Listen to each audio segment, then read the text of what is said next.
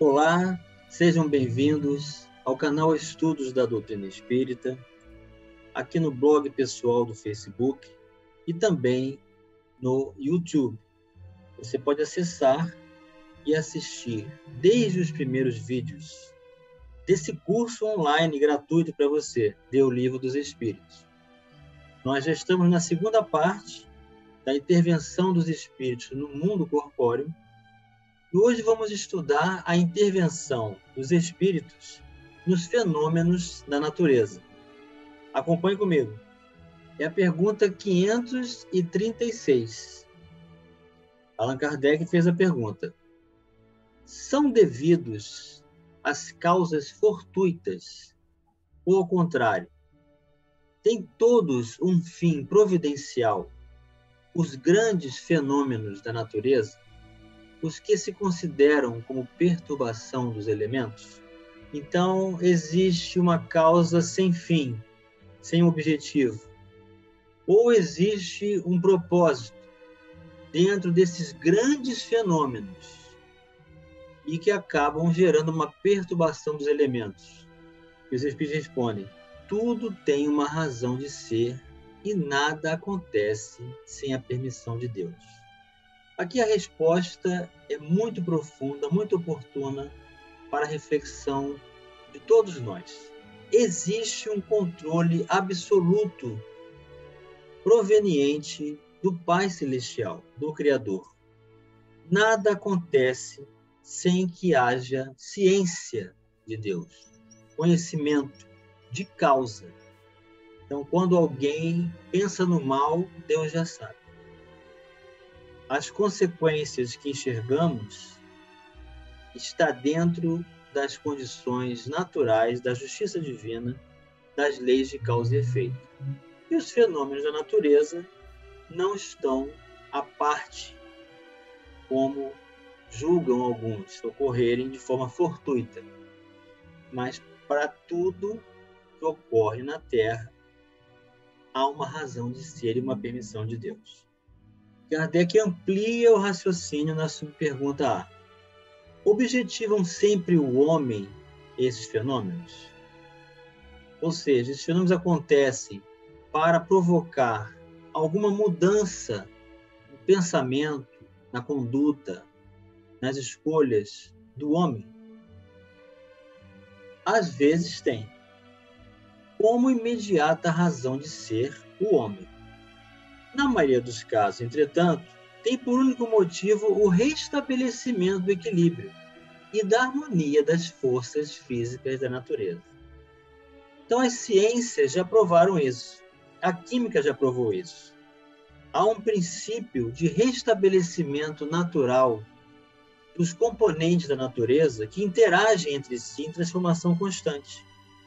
E existe um equilíbrio do conteúdo, da quantidade, da concentração, portanto, de todas as substâncias, todos os componentes da matéria. Quando ocorre um excesso ou uma retirada de um desses componentes, a natureza vai reagir para restabelecer novamente esse equilíbrio. E, a maioria das vezes, a reação é acompanhada de cataclismos, de terremotos, de condições avassaladoras para a natureza. Subpergunta B. Concebemos perfeitamente que a vontade de Deus seja a causa primária nisto como em tudo. Porém, sabendo que os espíritos exercem a ação sobre a matéria e que são os agentes da vontade de Deus, perguntamos se alguns dentre eles não exercerão certa influência sobre os elementos para os agitar, acalmar ou dirigir. Então, agora Allan Kardec foi totalmente direto e claro na sua pergunta.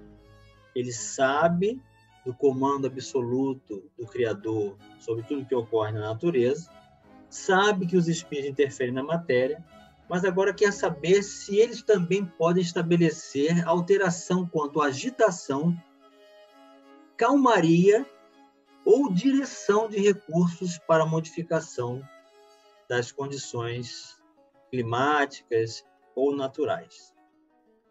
E os espíritos respondem: mas, evidente, nem poderia ser de outro modo. Deus não exerce ação direta sobre a matéria. Ele encontra agentes dedicados em todos os graus da escala dos mundos. Então, agora os espíritos declararam também, de forma clara e precisa, de que Deus oferece condições de trabalho para todos, em todos os graus, em todos os níveis, inclusive naqueles que atuam especificamente nessas ações dos fenômenos da natureza. Aqui podemos lembrar quando Jesus estava no barco dormindo, os discípulos dormiam, também agitados, acordaram, e Jesus não. Então, os discípulos perguntaram se iriam perecer, porque as ondas do mar da Galileia já cobriam o barco. Jesus levantou-se e estabeleceu um contato direto com a natureza e acalmou a tempestade. Questão 537. A mitologia dos antigos se fundava inteiramente em ideias espíritas, com uma única diferença de que consideravam os espíritos como divindades. Representavam esses deuses, repare aqui que a palavra Deus está com letra minúscula, ou esses espíritos com atribuições especiais. Assim, uns eram encarregados dos ventos, outros do raio, outros de presidir o fenômeno da vegetação, etc. Semelhante crença é totalmente destituída de fundamento? Então, aqui está a idolatria aos deuses pagãos, que são espíritos, mas que ajudavam nesses recursos ao povo, estabelecendo comunicação e orientando desenvolvimento no campo da agricultura, estabelecendo ações climáticas, colocando o homem a par de recursos da natureza. O Kardec pergunta se isso tem fundamento. Tão pouco destituída é de fundamento que ainda está muito aquém da verdade. Aqui os espíritos estão dizendo que existe um fundamento, existe uma atuação desses espíritos, mas que não representam a clareza, a precisão e o controle dessa ideia suposta de que eles sejam esses representantes e, portanto, motivo de idolatria. Os espíritos estão dizendo que eles estão muito aquém da verdade, o que significa que são agentes sob o comando de Deus, mas que não têm o poder de Deus. Por isso, deuses com a letra minúscula. Subpergunta A. Poderá então haver espíritos que habitem o interior da Terra e presidam aos fenômenos geológicos? E os espíritos respondem: tais espíritos não habitam positivamente a Terra. Presidem aos fenômenos e os dirigem de acordo com as atribuições que têm. Dia virá em que recebereis a explicação de todos esses fenômenos e o compreendereis melhor. Então, aqui os espíritos já adiantaram que sim, existem esses espíritos que atuam no interior da Terra, no controle do magma, das forças geológicas, das pressões vulcânicas. Mas eles não estão lá habitando o interior da Terra, esses espíritos responsáveis. E nos convida a aguardar, porque ainda não estamos em condição de saber de todos os recursos, de todas as nuances desses fenômenos, que um dia nós compreenderemos melhor. Questão 538. Formam categoria especial no mundo espírita os espíritos que presidem os fenômenos da natureza? Serão seres à parte ou espíritos que foram encarnados como nós? Então, aqui é muito interessante que Kardec já fez essa organização de escala espírita na ordem dos espíritos, na questão número 100, que nós já estudamos. Convido o acompanhante dos vídeos, nosso companheiro internauta ou companheira, que volte lá na questão 100, que vocês vão encontrar essa divisão de escala e característica dos espíritos estabelecida uma ordem. São 3 ordens que Kardec faz como divisão.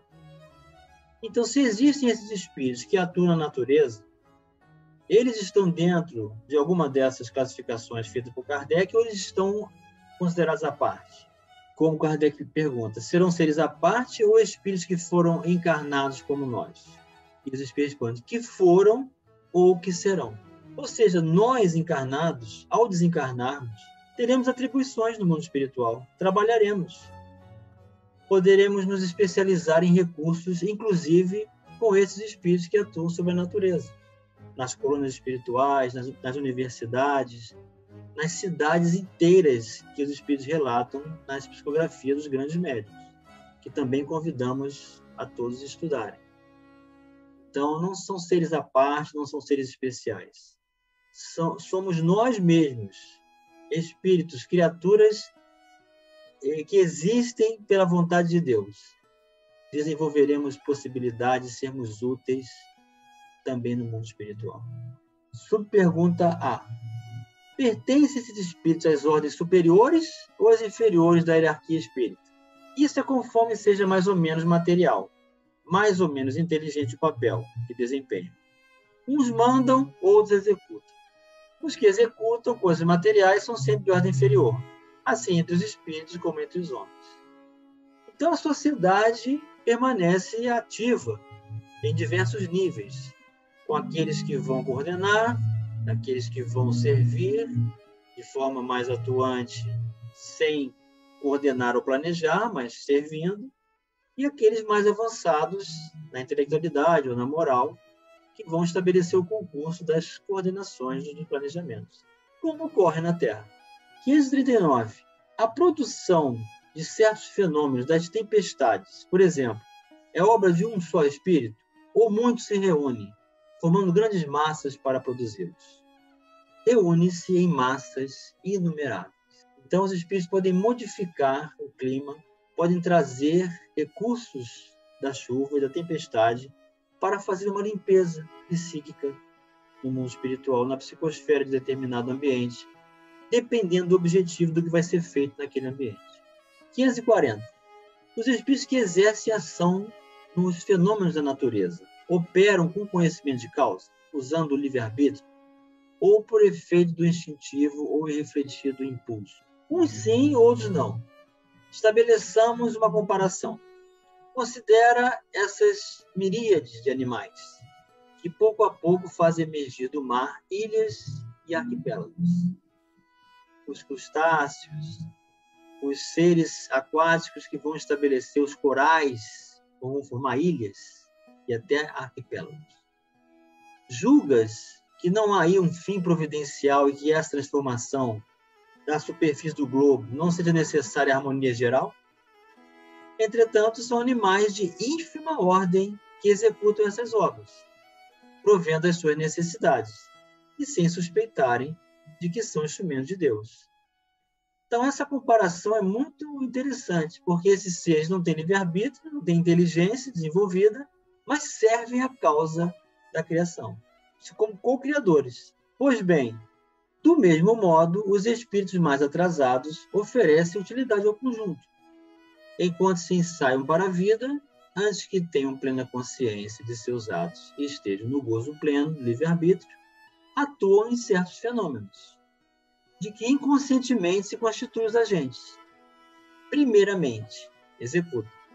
Mais tarde, quando suas inteligências já houverem alcançado um certo desenvolvimento, ordenarão e dirigirão as coisas do mundo material. Depois poderão dirigir as do mundo moral.